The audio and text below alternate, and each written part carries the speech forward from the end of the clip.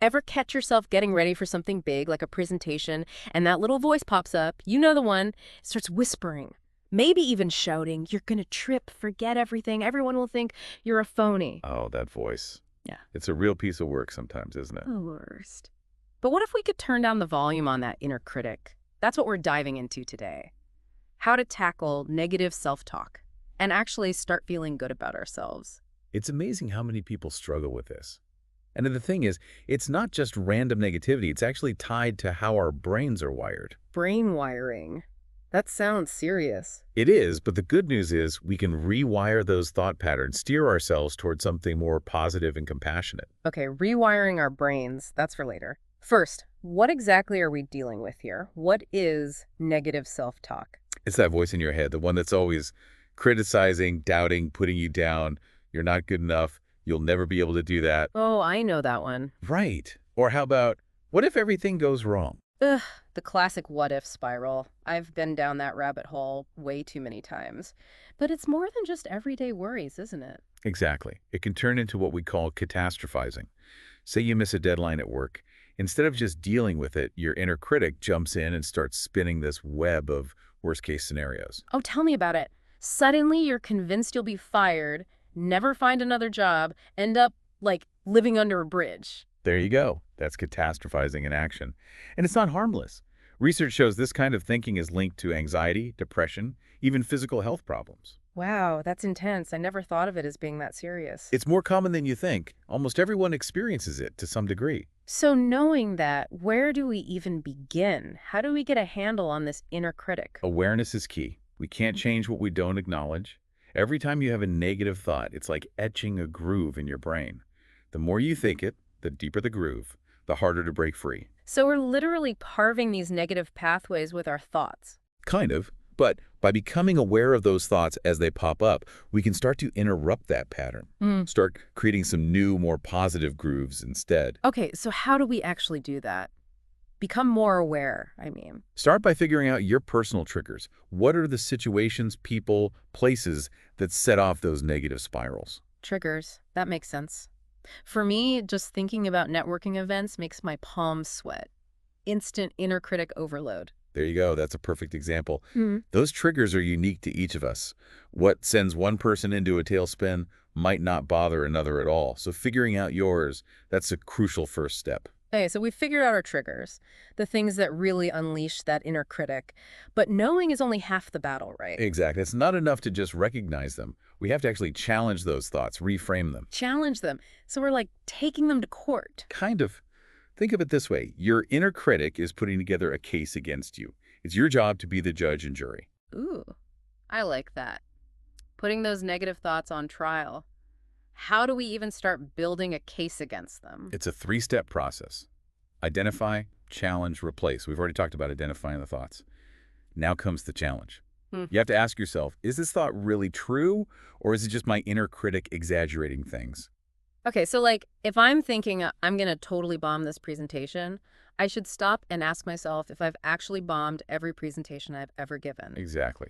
And the answer is probably not. Right. Definitely not. I mean, there have been a few presentations where I think I actually did pretty well. There you go. There's your evidence. Another good question to ask is this thought helpful? Even if it's partly true, is dwelling on it actually doing anything for me? Good point. Most of the time, those negative thoughts just make me feel worse, less capable, like I can't handle things. Right. They're rarely helpful. They just keep us stuck. So once you've identified and challenged those thoughts, it's time for the final step, replacing them with something more positive and realistic. Okay, that makes sense. But how do you find those replacement thoughts?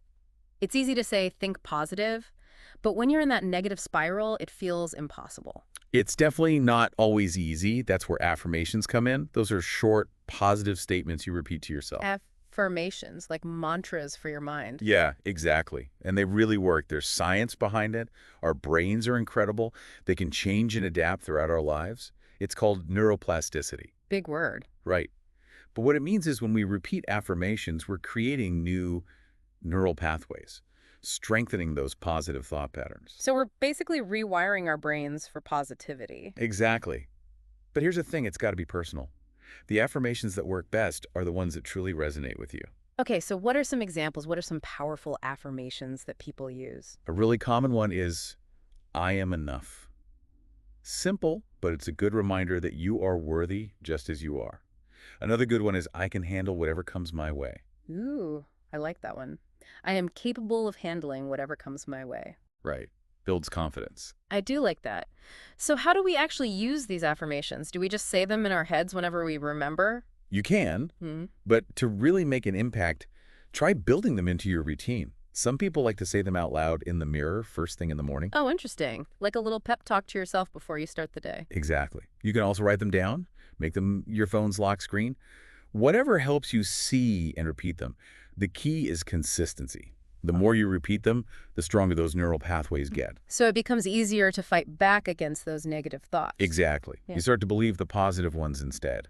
It's all about practice. This is all great, but we all know changing these deep-seated thought patterns takes work. What about some practical exercises? Things we can do to make those changes stick. To actually start quieting that inner critic. It's definitely not like flipping a switch, right? Nope. More like building a muscle. Takes time and effort. So what kind of mental workouts are we talking about? What can we actually do to strengthen that positive mindset? Well, one technique I really like is the daily log. Super simple, but effective. Just grab a notebook and throughout the day, jot down those negative thoughts when you notice them. Then, right next to each one, try reframing it into a more positive, more realistic thought. Using that whole challenge and replace method we were talking about. Exactly. So if I'm thinking, ugh, I'm terrible at this, I can challenge that, remind myself of times I've actually done well, and then replace it with something like, okay, everyone makes mistakes. I'm learning and growing from this experience. See, there you go. Catching those thoughts and flipping the script. Love that. Flipping the script. What other exercises can we use to really confront those negative thoughts head on? Have you heard of the mirror technique? Mirror, mirror.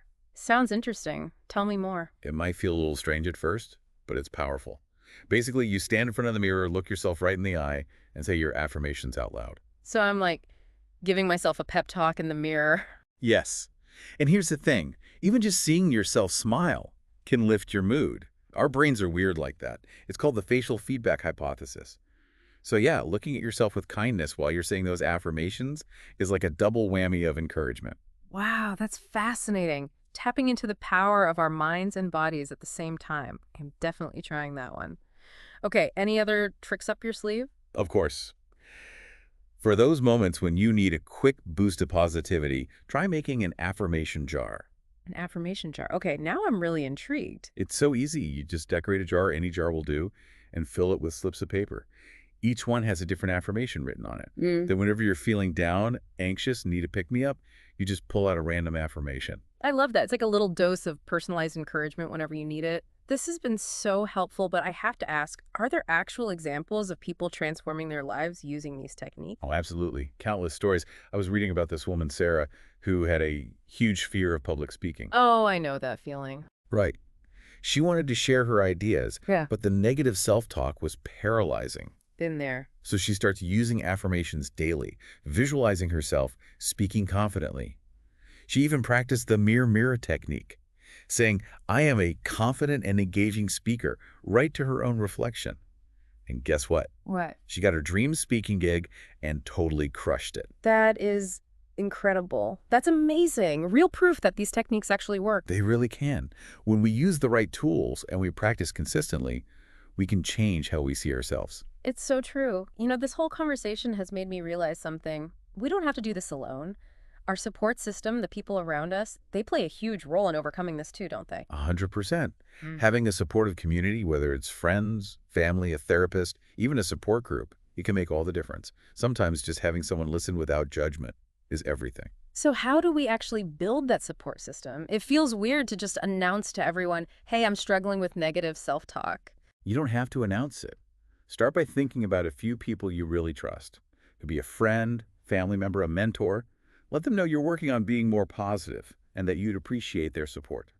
What about in the moment? Like, what if those negative thoughts come up in the middle of a conversation? How do we communicate what we need right then? Direct communication is key. Use I statements. Instead of saying, you're not listening to me, try it.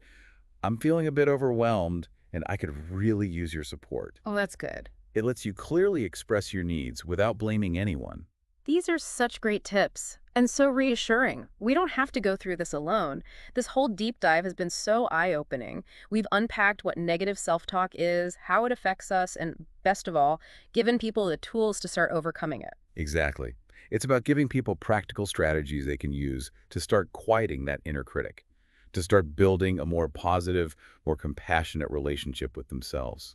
I love that. And as we wrap up here, something's been on my mind. We've been focusing on these individual negative thoughts, right? But what if those thoughts point to something deeper, recurring themes in our lives? What if they're trying to tell us something bigger about our own beliefs and values? That is such an important point. Those negative thoughts, they might actually be messengers. Little nudges to look at our lives, see if our actions are really lining up with our values. Yes, exactly. So as you're working on quieting that inner critic, pay attention to those themes. What are those thoughts trying to tell you? What changes might you need to make to create a life that feels more authentic, a life that feels more you? Powerful questions. They are. This has been such a great conversation. Thank you so much for diving into this with me today. My pleasure. And to our listeners, remember, quieting that inner critic, it's a journey. Be kind to yourself, celebrate your progress, and never underestimate the power of a positive, compassionate inner voice. Until next time, keep diving deep.